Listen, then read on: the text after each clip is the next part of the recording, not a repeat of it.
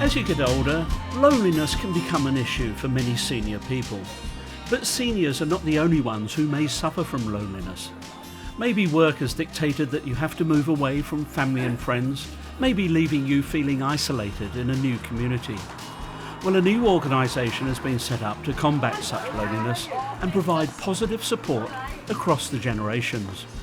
The organisation is called Grandfriends, and the founder is Jo Hayes. When I had my daughter, who's now 10 years old, for me there was really something I felt was really missing, and that was obviously my family and my parents back in the UK. And I had this thought in my mind that it would be great to be able to have something like that here, but didn't really think much more of it at that point. It was only really when my relationship with my kid's dad, we separated. When that fell apart, I got to a point where I was feeling really quite lonely and quite isolated and needed a bit more support than what I currently had. And I fell into this incredible friendship with Granny Susan, as everybody knows her as. I met her at our local daycare that my daughter was going to, and her grandson, and she was picking him up and I was picking up my daughter. And yeah, we had this great friendship, and it turned into what is now the original Surrogate Grandparents, Grandfriends. One day Jo said, I wish I had one of you, because I was there picking up my grandchildren such a lot that she would have liked the help. Oh, right, yeah. And I said, I can be there for you. I'm happy to be your grandparent in this situation. And it grew from there. How often do you see each other? Almost daily. Yeah? Yeah. Oh, that's nice. Yeah, it's lovely. Yeah. So it fills a gap in your life? Absolutely. Yeah. I'm always collecting people and children. That's just what I do. Oh, right. Okay. But we're on a personal level, Jo and I are very, we're kindred spirits, aren't we? We get on very well. It's just really from that thought, and lots of people had said to me that, you know, it would be amazing if we could have somebody in our life like that. You know, we don't have grandparents here for our children. How can we do this? And I decided that, yeah, I was going to give it a go. A recent recruit to Grandfriends is Charlotte, who lives alone and was looking for some young companionship. It just happened last year. I was talking to a friend and she said, I've just been reading a notice about in my library and there's a meeting from this friend, an organisation up at Browns Bay, and maybe that'd be for you. And it was the following week and I was free, and I went up and listened to Jo and immediately signed an application form. The head office of Grandfriends is Jo's home, and Jo's office is her kitchen table. It's from here that suitable matchings of Grandfriends are made. With Charlotte's application in hand, Jo was able to see a suitable match with a young family living nearby. And then we met Charlotte last December, which was, really cool. And we just knew right from the start that it was going to be a really, really special, important relationship. We just clicked, and she was really easygoing. When Ava comes here, once it was quite sure she was comfortable with me, and she became comfortable certainly with the house very quickly. And she would, come and lead me to the bedroom, to the toys.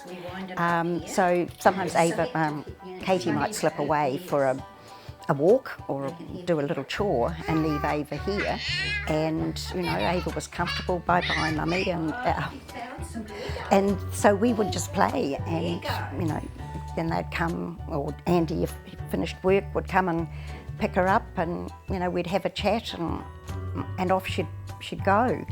And right from the quite early on, because she's an astute little thing, but she would know when she was driving past my house and say, her attempts at getting my name correct, which she does now, which is at 2 years old, she can say Charlotte very clearly. It brings us this kind of another figure for Ava that we don't have in Auckland at the moment. Ava has 2 sets of very wonderful grandparents, but the organisation is so great because it gives Ava another figure to look up to. She's got this beautiful friend now, and more importantly, relationship that she didn't have before. And for Andy and I, it's just so special to see her grow with Charlotte. Yeah, it's really important, you know, the amount of chat she has about Charlotte and things she remembers is really special to us. How do you match people up? The application form that we have on our website, people need to complete that, and it basically asks them some general questions about themselves and their lives and their families. Yeah. And once they submit that, we get all that information. Then really it's a case for us for looking at who we currently have on our database, or going out and finding somebody who we think might be a good match for them. Out in our regions in the country, we have a number of regional coordinators, and their role is basically to be the matchmakers of these people. So they would go out and meet the members, find out a little bit more about them, you know, what it is they want, and all that kind of stuff. And yeah, it would really go from there. And I think, you know, with our regional coordinators meeting these people, they would get to find a good deal out about them, and have a sense of who they are and who they might be good to match with, and that's how we really work it. So is it quite a lengthy process? It can be, yes, it can be. Essentially, you're almost looking for a lifetime partnership, you know, sort of connection, human connection. So it can take some time to find the right person or people or family or whatever that is. So yeah, you know, you might not be you might not find the perfect match first time. You know, when you meet somebody else who we introduce you to, they might not be the right match for your family.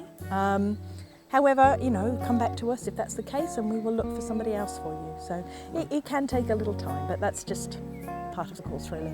The added benefit that I perhaps hadn't particularly been focusing on was, you know, developing a friendship with Katie, you know, a beautiful young woman with this gorgeous little girl, and just being able to joke about stuff and be very easy in each other's company.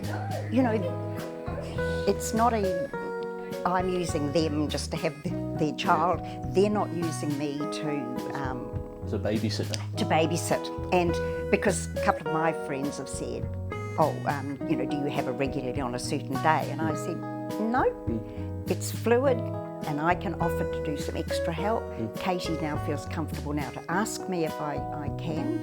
But again, apparently friends said to her, you know, does she do da-da-da-da-da? And Katie said, no, it's not like that. So that's the lovely thing, that they are just so, caring of me and welcoming, that I somehow didn't quite, you know, build into the picture. I was doing the majority of it on my own to start with, and what initially was supposed to be a very small community base, just really for the region that I was living in, organisation. I happened to put a post up on our local community Facebook page, just sort of telling people that this is what I was planning on doing, and, you know, just getting a little bit of feedback about what they felt about that, and everybody loved it.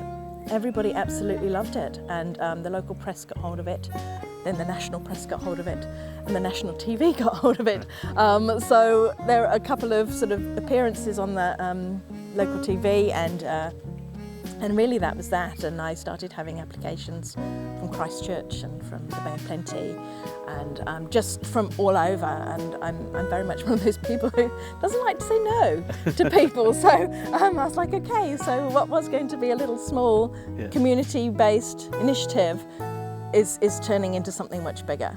And so we've just run with it, and we have a team now of about, over 40 people. I'm actually training up some people next week to add to the team, so yes. That's not just Auckland based then? No, not at all. We have people basically covering from Kerikeri up in the north down to Dunedin in the south. So, yeah.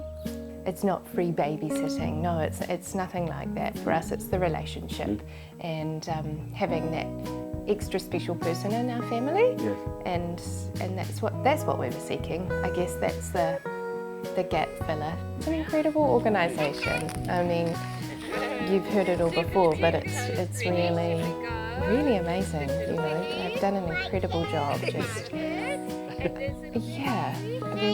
there's nothing like this relationship between Ava and Charlotte, and you know, every time she runs in here and sees her is just really amazing. Yeah. tickle, tickle toes. Ready? Should we go? This little piggy. My kid. Marcus. And this little piggy. Nugget.